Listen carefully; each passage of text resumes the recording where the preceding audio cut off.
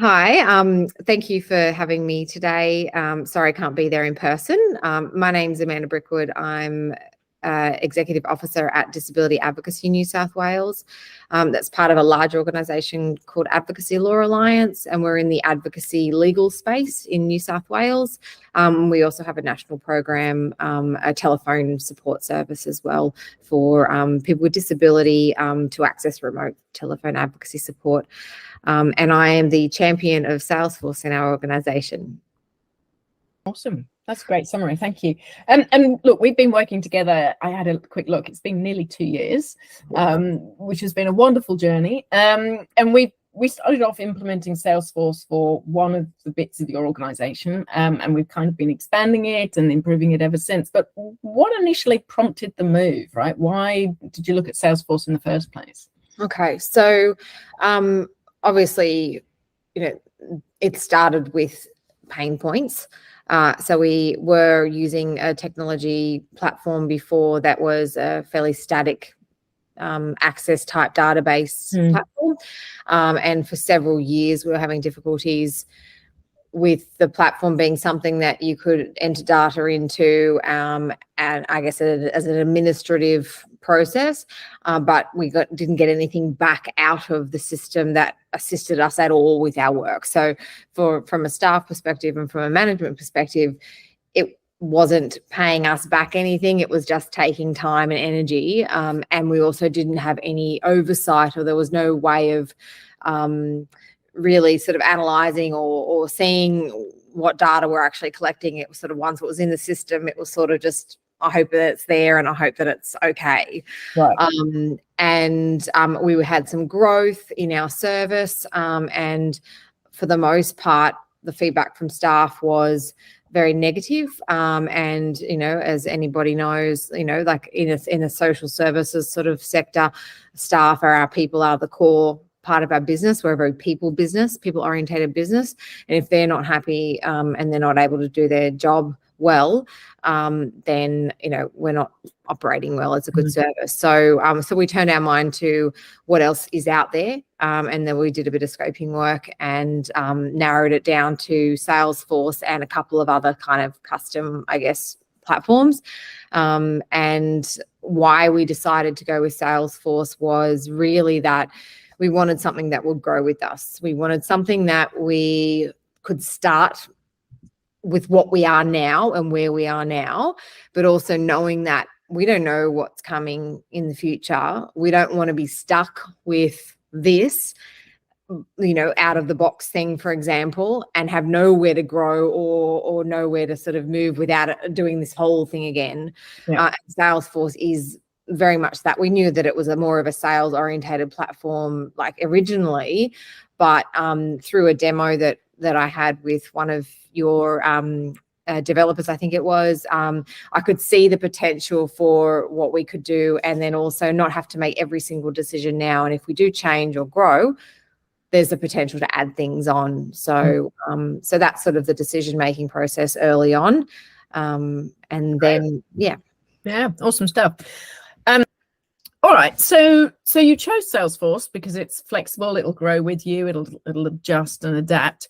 I remember a couple of weeks ago when we talked, you said something that has stuck with me, and that is that the technology that people use is now really embedded in what they do, right? There's no longer this sort of separation of the job that I do and the technology that I use. Can you talk a little bit about that?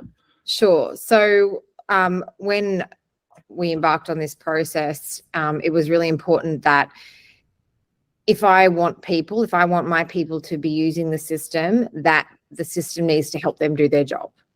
It can't just be something that they do after they do their job, because I just can't see the value add there. I can make the admin easy by using Salesforce, but how can I attract people to want to use a system which then sort of led to, can we build workflows in? Can we build the system so that it will actually guide somebody through the advocacy process, new staff, for example, or even existing staff being able to be prompted through the process as they go, and also interactions between, say, supervisors and staff, if we can have that put into the system in a way, that means that we're taking it out of like emails and other sort of platforms, which, more platforms there's more data entry and admin and so forth. So that was the mindset that we had. And fortunately, with the workflows that you can build in, and I guess the customizations that you can build into Salesforce, we were able to achieve that on our platform, so that, even when as new staff come on board, we've got cases set up so that they can actually see the client journey from, the intake sort of stage all the way through to closure. And there are lots of touch points with your manager along the way that will assist you when you need sort of a bit of support around the case that you're supporting someone on. So, which is great. So there's a lot of, as you said, a minute ago, you can force people to use a solution. But if people are unhappy with the solution they're using, they're not going to be doing their job well. So by making employers happy, you make your clients happy. So what sort of impact has this had on the clients that you work with? I think like the biggest impact is the number of people that we've been able to support. So previous to the last 12 months, or prior to the last 12 months, we are similar to every other advocacy organisation, brimming at the seams and then some. So for, I'd say, 6 months of the year average, our wait lists would be closed. So our books would be completely closed. We haven't had our books closed at all, or wait lists even anywhere near closed in any of our regions. So across 8 teams. So that's like fairly substantial and also validated, because it's not just one team. We've actually had 8 separate teams operating in, different capacities, yet none of them have experienced any issues with demand. And I think, look, the system allowed us has a freed up time. So that's one aspect. But the other aspect is by creating a system where we had visibility on what we're actually doing through the client journey that we've built in, we've actually found that the rate in which we're able to support people and resolve their issues with them has significantly reduced. So it used to be 5 to 6 months. It's now 92 days or something, and about 15 hours per advocacy issue, which is, it's not short, it's not long, it's about the right amount of time, I think, to expect a good resolution for somebody.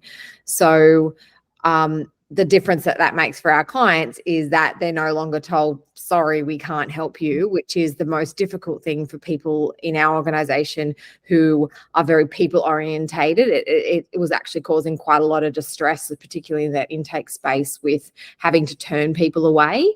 And the quality of support that we're providing, because one question mark for me was, we're supporting more people, that's great, is it good support? Right. I actually can answer that now much more tangibly, because within the system we have a lot more oversight over the support that we're providing, that it is provided in a person-centered, client-directed way, because we have a lot closer relationship between the advocate and the manager, facilitated by an approvals sort of system that we've put in place, where it's lots of checkpoints are available for the staff member to reach out for support, and share the burden as well in some instances when the case is difficult. That's become quite a good tool to use as well.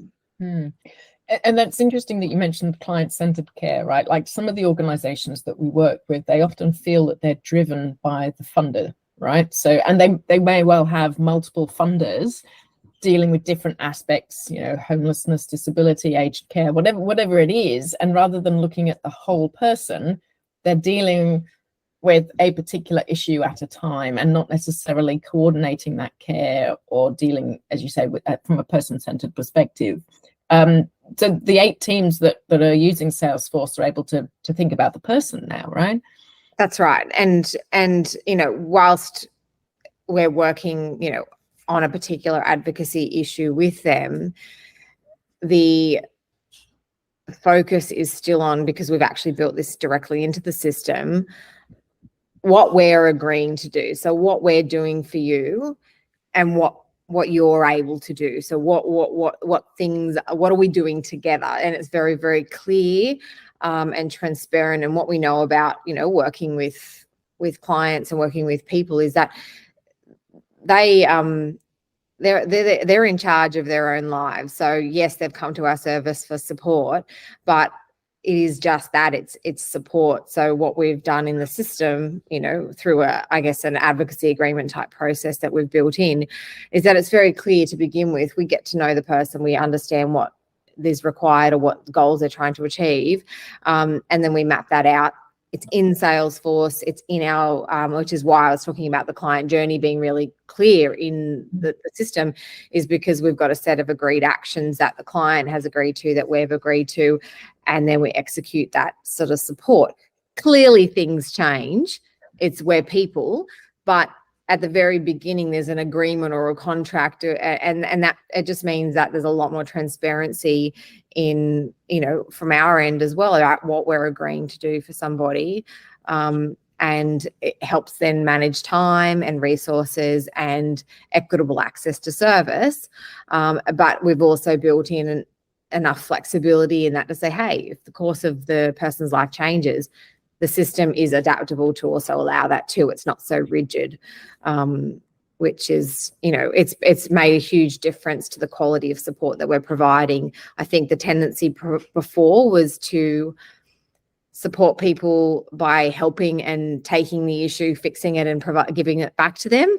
Whereas the system now is clearly, if there's nothing in the client actions list, it suggests to me that, for the most part, we haven't thought enough about helping that person to build some skills and capacity. And what's their part in this? It's not ours to fix. It's ours to bring them along that journey and help them build their capacity and still stay front and center in their life. Yeah.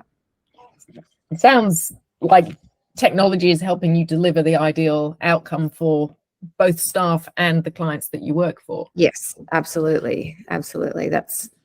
I'm extremely happy with the process. Yeah.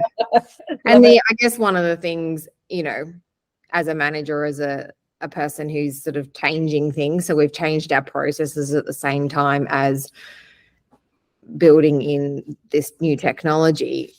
One can't happen, we couldn't happen well without the other. We tried. So it's not like this stuff that I'm talking about now around, clients being at the center and those sorts of things is any different to our approach before, but the systems weren't there to support that, whereas now the systems are, and it makes it very clear. Particularly, we've got new staff coming on board. It helps with confidence to know that, okay, this is the process, this is why we do what we do, because everything's aligned, from our processes to, and this is how we do it in practice on the system. And obviously in a world where we're quite dispersed in our service, in terms of geographically dispersed.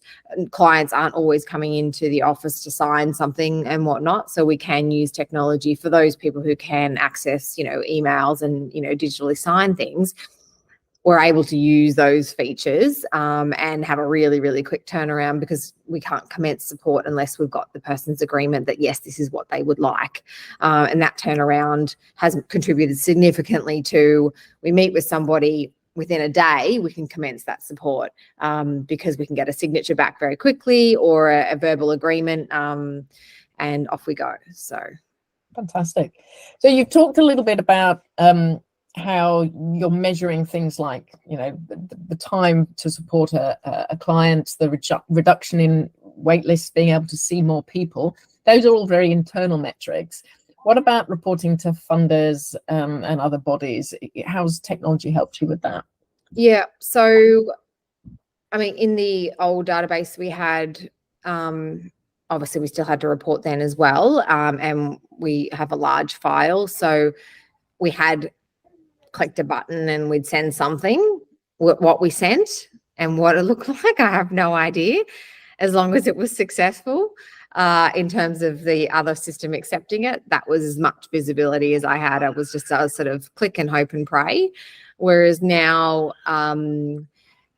there's a lot of checks and balances we've put in place before that. So I have a lot of clear visibility on the data that we have in our system ongoing. So as an example, we've got sort of arbitrary targets of sorts to, support this many people across certain periods. So in Salesforce, we've built some dashboards and things to track that in live time. So as like on a 6 monthly cycle, I know that in June and December, let's just say we have to report to our funding bodies, I can see as the 6 month period is progressing. So let's just say it was January and I'm looking in February, I can see that I'm, 1/3 of my way as an organization towards the target that I know we have to meet in January. So if I come to March and I can see on a dashboard, so one click, I can see all the 8 teams, where we're at, and I know that it's a conversation, or at least I can preempt to say, okay, well, what's actually going on here? Is it a reporting issue, as in we're not recording? What's the trends? What's happening? Maybe the team isn't fully staffed, so our numbers are a little bit different. So it helps me, I guess, plan for what I know is going to be required of me to explain, where we're at. And also, come actual reporting time, a big problem that we can run into is the quality of the data that we're reporting. So if I have no idea what I'm reporting, like we had before, we had low quality data, in terms of like lots of missing data that we were supposed to provide. Whereas now I can check that beforehand, and I'm aware that if there is missing data, I know about it, and that's okay. But I can check along the way, hey, we need to start doing, more here. And then the system has allowed us in this instance to put validations and things that sort of prompt our team to ask certain questions to progress a case and things like that. So it means that is a lot less work come reporting time. And we're able to then accurately represent the work that we're doing, because typically most systems, I can't speak for every program, but most systems will reject records that aren't accurate. So let's just say 50% of your records aren't accurate. You're not going to be fully representing the work that you're doing, because the other database won't accept that work was done because the date of birth's missing or something. Yes.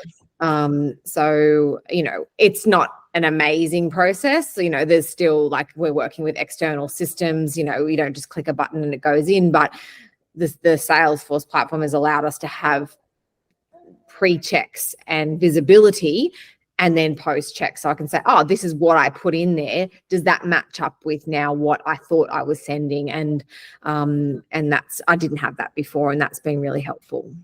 Fantastic. All right. So we've done a lot of stuff in the last nearly 2 years. What's next? And are you ever going to stop? Well, if you'd spoken to me 2 years ago, I probably wouldn't have known what was ahead. I obviously understood technology is something that evolves. So there was some concept that it's not like I'm just going to make this move to Salesforce and then it'll be a 6 month plan and that's it. But what I have understood that now, the way that businesses work and the way things change, is that, and having a continuous improvement mindset, that it's an investment probably like in a longer term. So there is always going to be, how can I use technology to achieve said thing that's the focus for us at the moment. So we've done a lot of the groundwork for establishing our work processes, and I guess that was where I was focused at to begin with. Then I looked at management and support internally, so that kind of relationship between staff member and manager, that was kind of like the next phase. Now we're looking at, I guess, building on some of that capacity, but looking at other options to how can we take what we've got in here, which is a rich data set that's quite clean, let's just say, and how can we amplify that outwards. So that's sort of the focus. But that's just the focus that we've got now. But I would hazard a guess to say that there are going to be other things that come up, because we are endeavouring to do other projects and other initiatives. And then we look towards, well, how can technology help us with this new initiative that we're trying? And that might be a program, like one of the things like allowing or somehow or other connecting our clients with our technology. I'm not saying that that's something that's like right on the horizon, but I know that that is there's a capability there to have some sort of connection between like a portal of some description and, you know, their file or their case, and having some interactions more on an online basis rather than sort of feeding in through email and that sort of thing. So it won't stop, I don't think. It'll ebb and flow, most definitely, but it's always something that we're going to continue to invest in, because it, as we've seen, it gives us back time and to do the things that I know most of my staff are keen on doing, which is working with clients and people, not working like just for administration purposes. So, and so we'll continue to do that because we believe that that's the way forward.